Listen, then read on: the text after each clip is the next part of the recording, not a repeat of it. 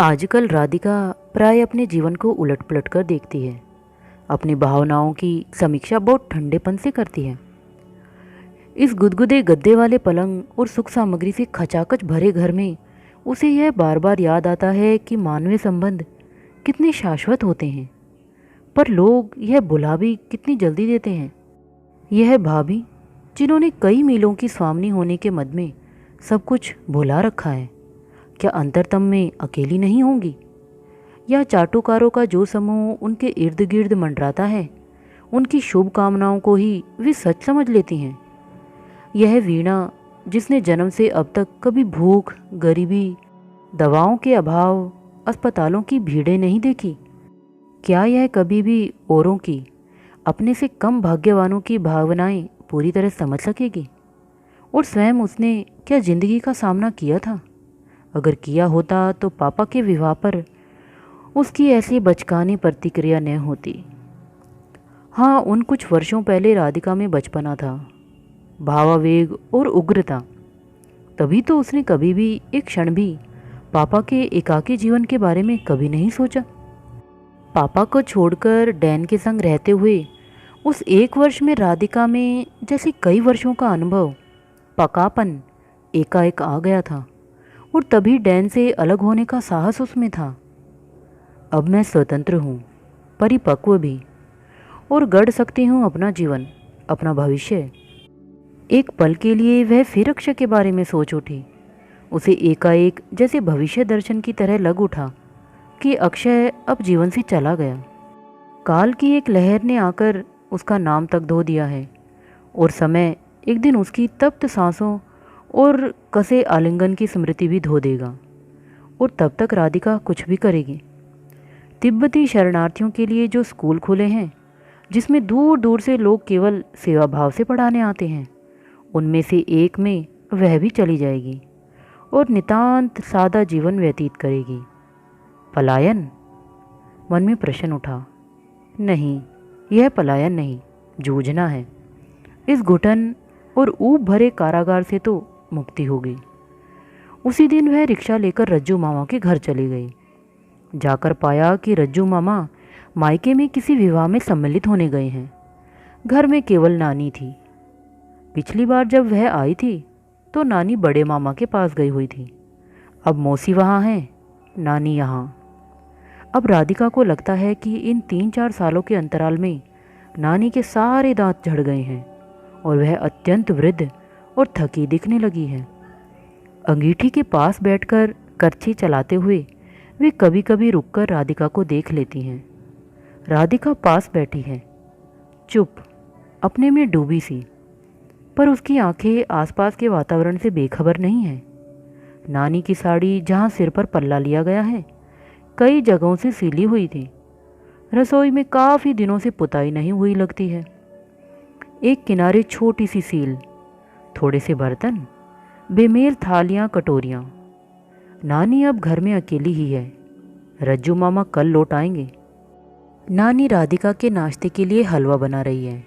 घी में सूजी भूनने की महक से सारी रसोई महक गई है। राधिका दीवार का सहारा लिए पीढ़े पर बैठी है। बहुत मना किया पर नानी ने सुना नहीं। बाहर आंगन में नानी की बंसेल चारपाई पड़ी है। उस पर राधिका के लाए फल व मिठाई के 2 डब्बे, कोका कोला की 2 दर्जन बोतलें पड़ी हैं। बड़का और छोटू दोनों कोका कोला पर जान देते हैं। यह सब सामान विनय के घर से लाई होगी? नानी ने धीरे से पूछा। नहीं नन्ना, सब बाजार से लाई हूँ। तो फिर? नानी ने हाथ रोक दिया। इतना सारा खर्च करती है, कौन देता है? विनय के पापा? कोई नहीं, अपने आप करती हूँ। इतना पैसा तू जमा करके लाई थी? नानी के स्वर में आश्चर्य भाव था। राधिका हल्का सा मुस्कुराई। 1 साल के खर्च के लायक बचा लिया था और वह भी सब खर्च कर दिया। नानी ने जल गई थोड़ी सी सूजी को अलग छिटका दिया। विनय से इतना भी नहीं होता कि बहन का खर्चा भी उठा ले, भले ही लोकरों में ब्लैक का रुपया सड़ता रहे। क्या कहती हो नन्ना? राधिका ने प्रतिवाद किया। बड़दा, मैं सब जानती हूँ, सारा शहर जानता है। आजकल ब्लैक कहाँ नहीं चल रहा। नानी ने कमर पर हाथ रखा और एक छोटी सी कराह के साथ उठ खड़ी हुई। मेरी तो कमर झुक गई है, देखा तूने? हुई भी तो 68 साल की। नानी डगर मगर चलती हुई अलमारी तक गई और प्याले निकालने लगी। चाय मैं नहीं पीऊँगी, गर्मी है, राधिका ने कहा। तुम बैठो, मैं सब कर लूँगी। फिर उसने नानी को आग्रह कर चारपाई पर बैठा दिया और वहीं आंगन में एक तिपाही ले आई। हलवा नानी ने बहुत मीठा कर दिया था। 2 चम्मच खाकर राधिका ने तश्तरी तिपाही के नीचे सरका दी और फल तराशने लगी। नानी ने 2-1 फांके आम की चखी। अभी स्वाद नहीं आया है। उन्होंने फिर कहा, खरबूजे मीठे हैं, तू भी खा। और तब फलों पर बर्फ़ी क्या लूँ? नहीं, ले लो नन्ना, मिल्क पुडिंग है, चुभलाते हुए नानी ने कहा। पहली बार खा रही हूँ, मूंग की दाल की सी बर्फ़ी लग रही है। आंगन में शाम झुकाई है। बेरी के सूखे झाड़ में हवा सरसरा रही है। पड़ोस में रेडियो बज रहा है। छितरे बालों की एक सफ़ेद लट नानी के माथे पर आ गई है। राधिका और नानी दोनों ही कोका कोला पी रही हैं। राधिका बोतल से, नानी कलई के गिलास में। अच्छा बिट्टो, वहाँ तो कोका कोला खूब मिलता होगा। हाँ, घर में बच्चे कभी कभार ले आते हैं। पिछली बरस छोटे ने जिद करके पिला दिया था। बस यह सब बोतलें तुम ही पीना। अरे बुढ़ापे में यह सब कहाँ रुचता है। बस यही है कि परहेजी खाना खाते खाते तबीयत किसी और चीज़ को करने लगती है, नानी सहज भाव से कह देती है। फिर वे चुप भी हो गई। बाहर दरवाजे पर दस्तक। राधिका को लेने गाड़ी आ गई है। राधिका लौटकर आई और बोली, रात को रहना चाहती थी। रात को कहाँ रहोगी? बहू अपना कमरा तो बंद कर गई है। मेरी कुठरिया में तकलीफ़ होगी, गर्मी भी है, मच्छर भी। राधिका वापस आकर बैठ गई। लौटना नहीं चाहती, पर जानती है कि यदि आग्रह कर रह भी गई तो नानी उसे लेकर परेशान होती रहेंगी। अच्छा, चली जाऊंगी, राधिका ने कहा। फिर दोनों चुप बैठी रही। विनय तेरे लिए लड़का देख रहा है। अंधेरे में इस प्रश्न को सुन राधिका चौंकी, फिर हंसी। पता नहीं, या तू आप ही देखेगी? मुझसे कौन करेगा शादी? राधिका ने कहा, मगर गंभीरता से नहीं, सिर्फ नानी की दिलजोई के लिए। फिर नानी ने लंबी सांस ली और गिलास नीचे रख दिया। देखो जो भाग्य में हो। मुझे तो चिंता लगी रहती है। चाहती हूँ मेरे सामने ही काज हो जाए तो चैन आए। तेरी माँ कम उम्र में चली ही गई। विनय की शादी में हमें पूछता ही कौन। बस तू है, तेरे लिए 2-1 चीज़ें दबा कर रखे हूँ। नानी भावुक और उदास हो चली है। यह जानकर राधिका ने कहा, अच्छा, क्या रखा है? अरे ऐसी क्या बड़ी चीज़ है, मगर बहुओं को पता नहीं है। तेरे नाना के कुर्ते के बटन हैं, तेरे लिए एक बाजूबंद है। नानी को हिचकी आई और राधिका ने कहा, कोका कोला और लो, गर्म हुए जा रही है। अच्छा लाओ दे दो, नानी ने कहा। नानी ने फिर कहा, गांव के उस हवेली की तो याद होगी राधिका? अब तो कुछ भी नहीं रहा। सुना है सरकारी स्कूल खुल गया है। कैसी धूम से तेरे पापा की बारात चढ़ी थी। कानपुर से 3 नाचने वालियाँ आई थी और आसपास के गांव से ठट के ठट आकर लोग जमा हो गए थे। तेरे बाबा भी शाहदिल थे, शाहदिल। तेरी माँ पर भी उस दिन जैसे रूप बरस रहा था। पर भाग्य को क्या किया जाए। 4-5 बरस ही जी पाई उसके बाद, और अब तो दुनिया ही बदल गई। जमीन गई, जायदाद गई, पुरखों की वह हवेली भी बेचनी पड़ी। 57 के गदर में उस हवेली के बाहर जमकर मोर्चा हुआ था। 2-1 बंदूकें चाहे अब भी पड़ी हो। रेडियो धीमा हो गया। आकाश में 2-1 छिटपुट तारे। बेरी का झाड़ अब शांत निस्पंद। पास फूलते कहीं बेले की सुगंध। कहीं घंटे बजे 9 के। अरे इतनी देर हो गई, अब तुझे जाना चाहिए। बीनू के यहाँ इंतज़ार होता होगा। नानी हड़बड़ाकर उठ खड़ी हुई, फिर साथ आने का इशारा कर कोठरी में चली गई। अलमारी का ताला खोलकर उन्होंने एक पुराना सा रुमाल निकाला। उसमें 2 अठन्नियाँ थी। राधिका को देती हुई बोली, ये लो, सामान लाई हो ना? नन्ना, उस सब के पैसे लूँगी, राधिका ने नाराज स्वर में कहा। चारों ओर कैसा सन्नाटा था। अरे तो क्या हुआ, बेटी का पैसा खाते अच्छा नहीं लगता, बुढ़ापे में यही बचा है। राधिका ने एक अठन्नी उठा ली, मुट्ठी बांधती हुई बोली, बस यह काफ़ी है। नानी ने अधिक आग्रह नहीं किया, रुमाल बांधकर कोने में घुसा दिया, ताला बंद किया और तब उसे बाहर छोड़ने आई। रात को कहारी सोने आएगी, तुम फिक्र मत करना, नानी ने कहा। अठन्नी को कसकर मुट्ठी में ताबीज की तरह दबाए राधिका गाड़ी में बैठ गई। कभी उधर आओ ना, गाड़ी भेजेगी तो आ जाऊंगी, पोपली हंसी से नानी ने कहा। गाड़ी चल दी।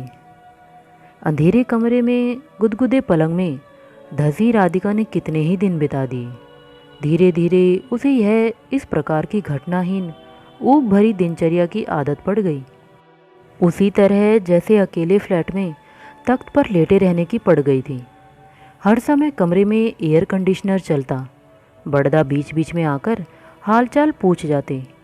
वीणा अपनी माँ के साथ पहाड़ जाने की तैयारी में व्यस्त थी और अब वीणा में एक फिल्म का प्रीमियर होने वाला था जिसमें काफ़ी ख्याति प्राप्त अभिनेता आने वाले थे। एक सप्ताह से वीणा उस अवसर पर पहनने के कपड़े बनवाने में लगी हुई थी। बड़दा चाहते थे कि उस शो में राधिका भी साथ चले। उसी सुबह राधिका के नाम मनीष का फ़ोन आ गया, वह मिलना चाहता था। अच्छा, आना, राधिका ने कहा। फ़ोन बंद हो जाने के बाद भी वह काफ़ी देर बरामदे में खड़ी रही।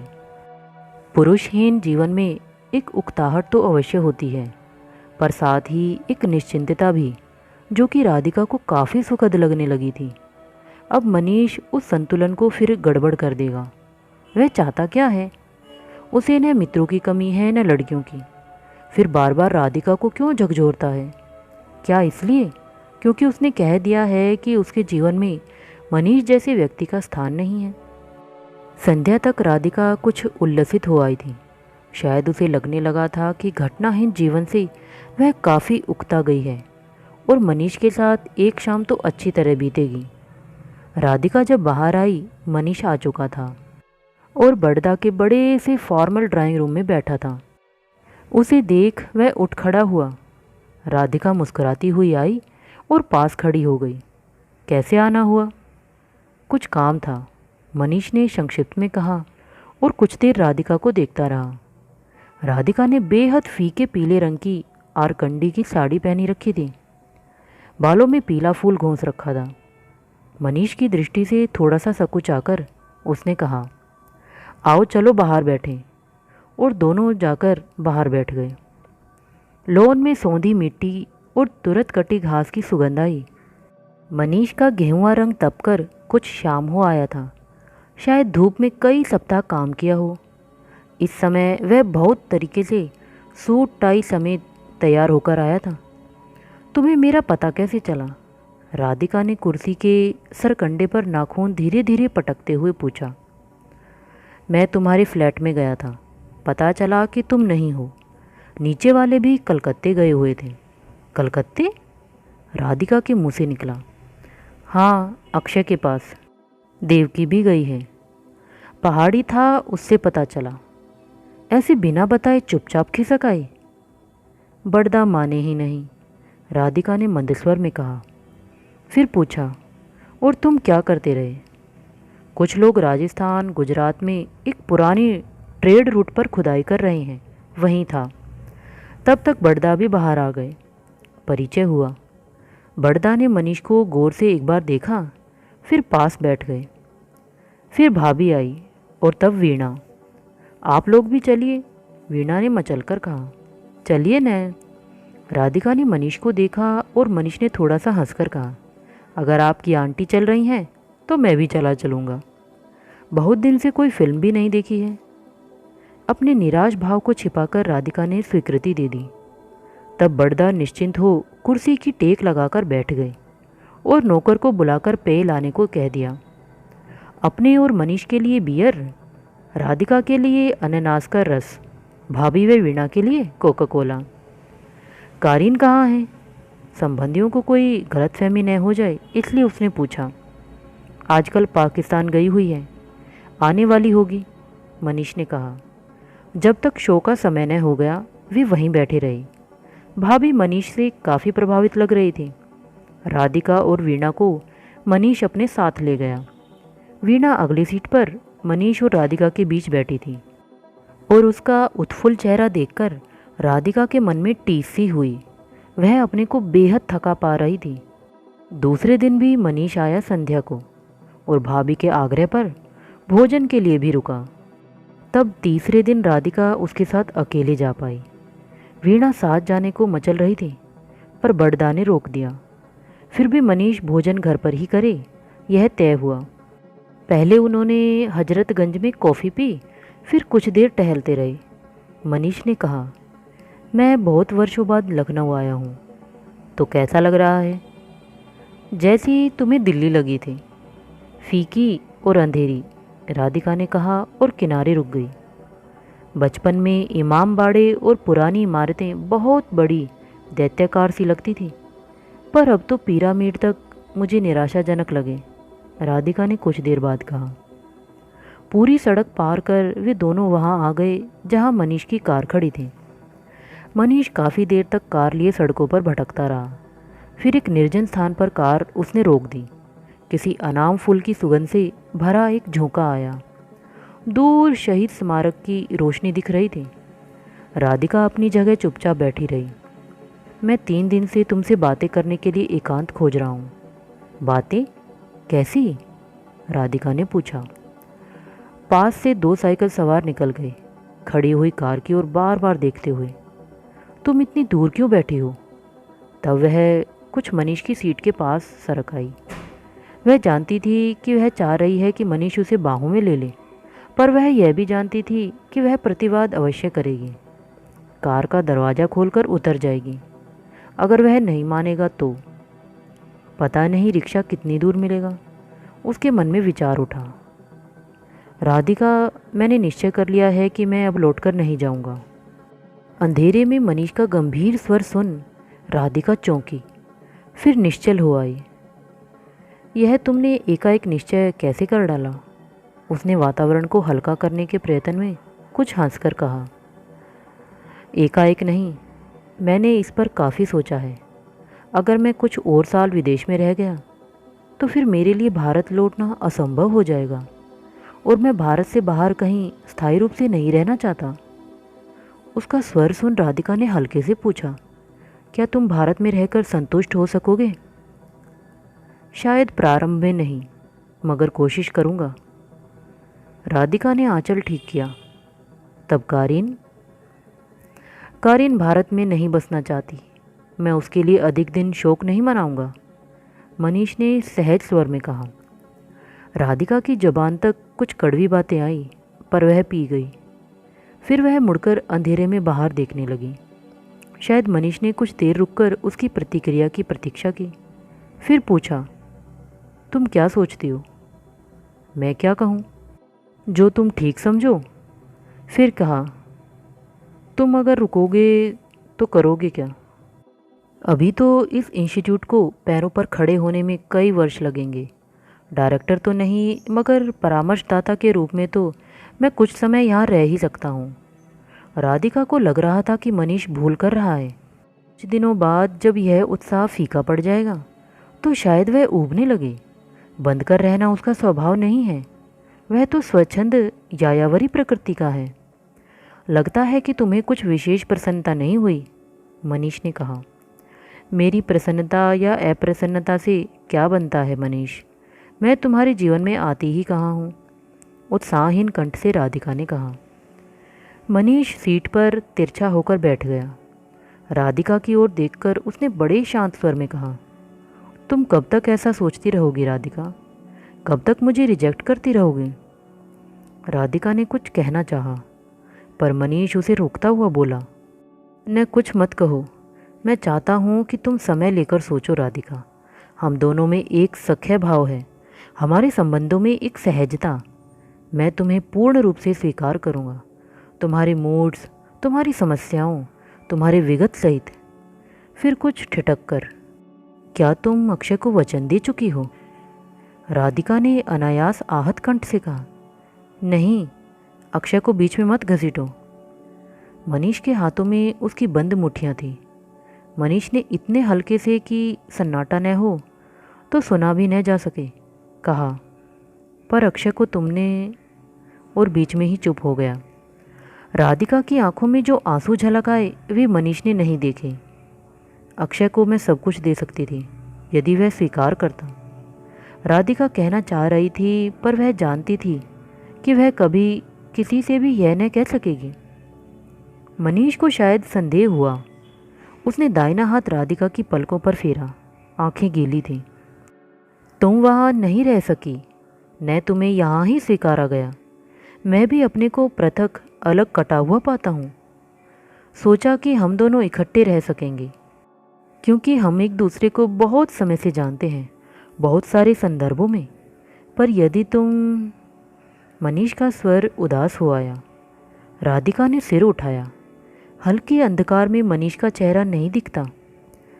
मनीष को कभी उदास नहीं देखा है। हमेशा एक प्रफुल्ल मुखौटे में, बहुत पॉपुलर, एक पार्टी मैन, एक सफल व्यक्ति के रूप में ही। अब उसने राधिका के हाथ छोड़ दिए और स्टीयरिंग व्हील पर बाईं बांह टिका दी। शायद जेब में सिगरेट खोजने लगा। सिगरेट सुलगाकर कुछ कश लेने के बाद उसने कहा, एक बात कहता हूँ, मानोगी? मैं इंस्टीट्यूट के कुछ लोगों को लेकर खजुराहो जा रहा हूँ। तुम साथ चलोगे? रहने के लिए जगह का प्रबंध हो चुका है और तुम्हें तकलीफ़ नहीं होगी। तुम चलोगी तो अच्छा लगेगा। शाम को साथ बैठेंगे और बातें करेंगे। राधिका के मन में एकदम तमाम बातें उमड़ी। खजुराहो की सुंदर शामें, एकांत डाक बंगला। मनीष, और उसने सिर हिलाते हुए कहा, शायद संभव नहीं हो पाएगा।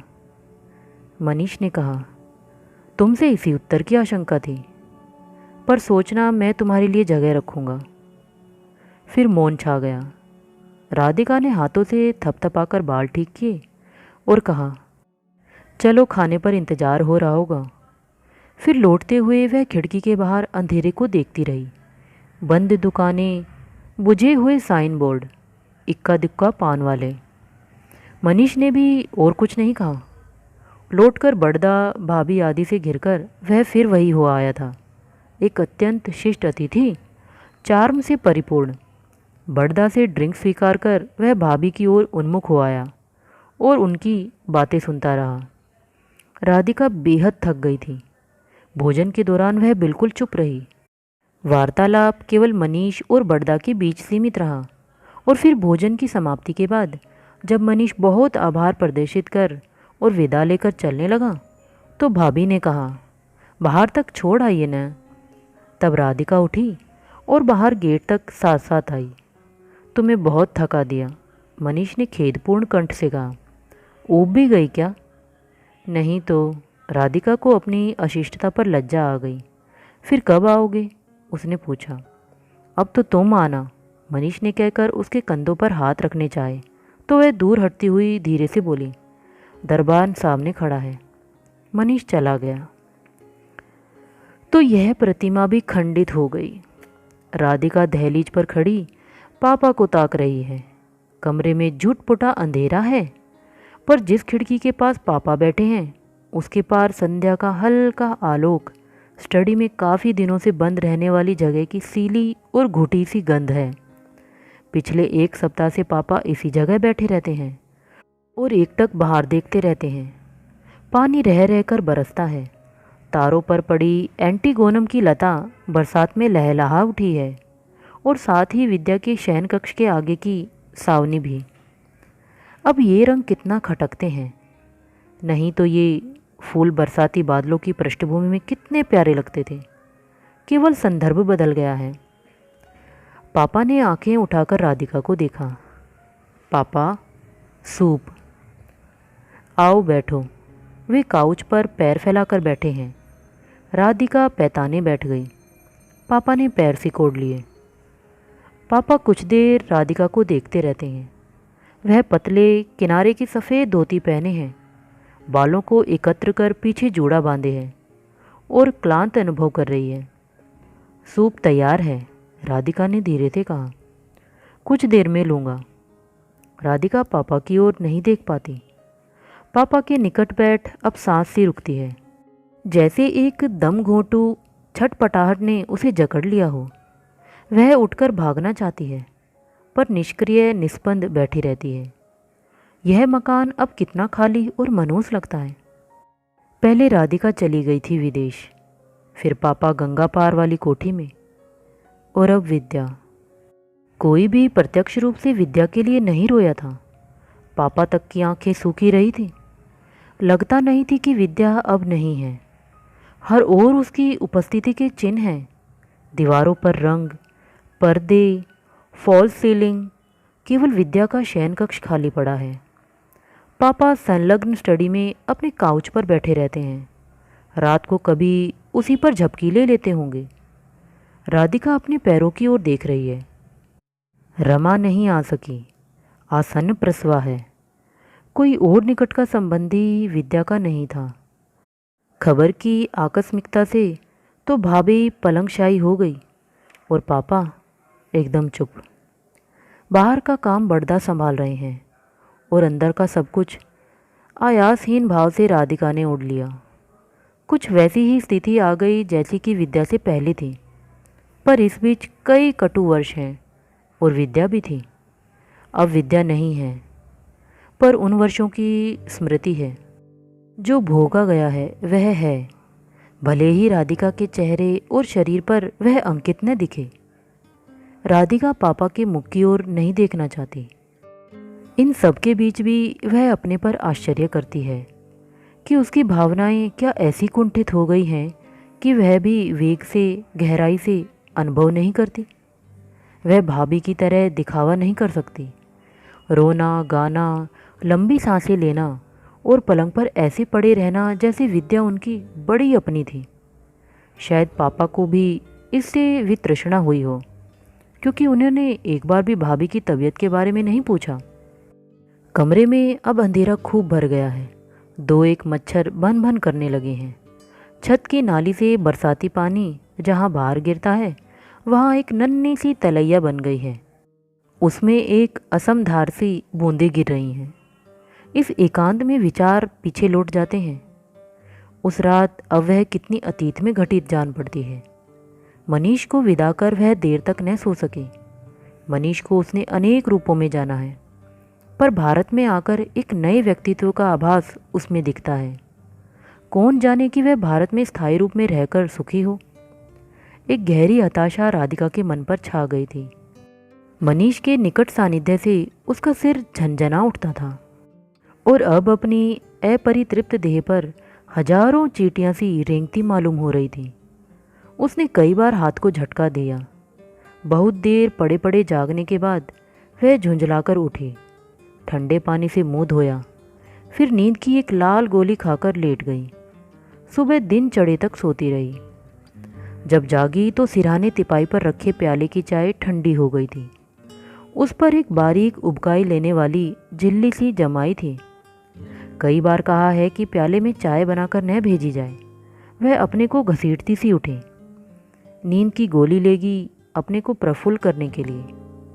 विदेशी सभ्यता की इन छोटी छोटी सुविधाओं से वह अभी चिपकी हुई है। वह ठंडे पानी की फुहार के नीचे देर तक खड़ी रही। फिर स्नानागार के दरवाजे पर थपकियां पड़ने लगीं। जरूर मनीष का फ़ोन होगा। नल बंद कर पूछा, क्या है? जरा बाहर आना, बड़दा थे। राधिका ने शरीर पोंछा, कपड़े पहने, गीले बालों को तौलियों से लपेट वह बाहर निकली। बड़दा कमरे में चक्कर लगा रहे थे।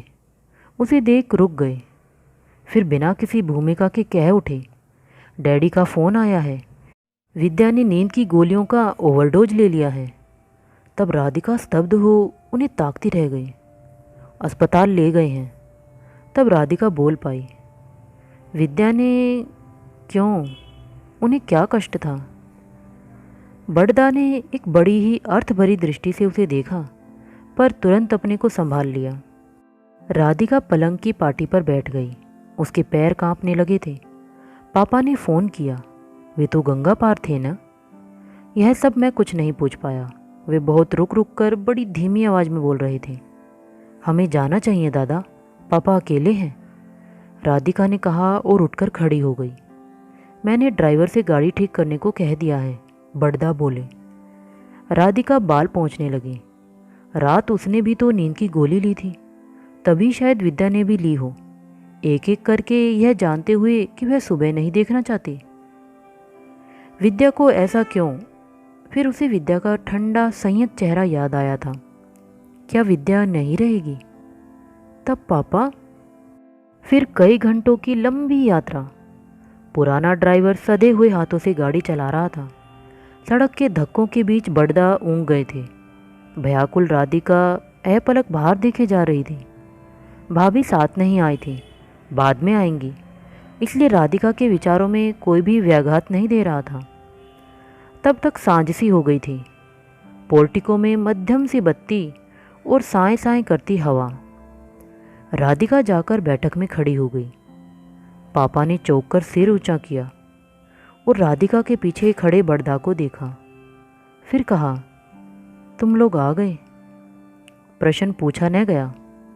अंदर ताई थी, उनका परिवार, कुछ और दूर के संबंधी। कितनी समझदार थी वह, न जाने कैसे गलती से ज़्यादा गोलियां खा ली, ताई ने कहा। राधिका ने उत्तर नहीं दिया।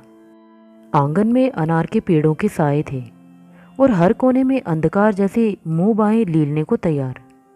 इसी में विद्या लंबी अवधि से अकेले रहते आई थी। विद्या को कभी ठीक से जानने की चेष्टा नहीं की, हमेशा पूर्वाग्रह लेकर ग्रस्त रही।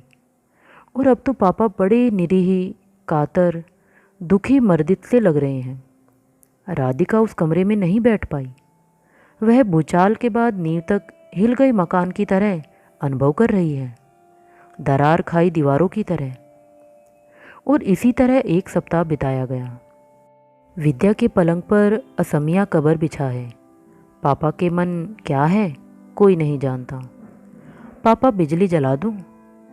उसके स्वर से जैसे चौंक कर पापा ने कहा, अगर तुम चाहो तो। नहीं तो नहीं। कमरे में एक जुगनू घुस आया है, यहाँ वहाँ ऊपर नीचे चमकता हुआ चक्कर काट रहा है। विनय लोग कल जा रहे हैं, पापा बड़े औपचारिक स्वर में पूछते हैं। कह तो रहे हैं। और तुम? राधिका एक लंबी सांस लेती है। पापा आगे झुककर उसके कंधे पर हाथ रख देते हैं। उस स्पर्श से राधिका सहसा पिघल उठती है। होंठ दांतों से कुचल उठते हैं। वह अपने को संयत करना चाह रही है। और आप? मैंने अपने बारे में कुछ सोचा नहीं है। चाहता हूँ तुम यहाँ रहो राधिका, पहले की तरह। राधिका को थोड़ी सी स्वस्ति है कि अंधेरे में पापा का मुंह नहीं दिखेगा। नहीं पापा, मैं जाना चाहती हूँ। मनीष, मेरे एक बंधु। बात बीच में छोड़ रुक गई। पापा का हाथ हट गया।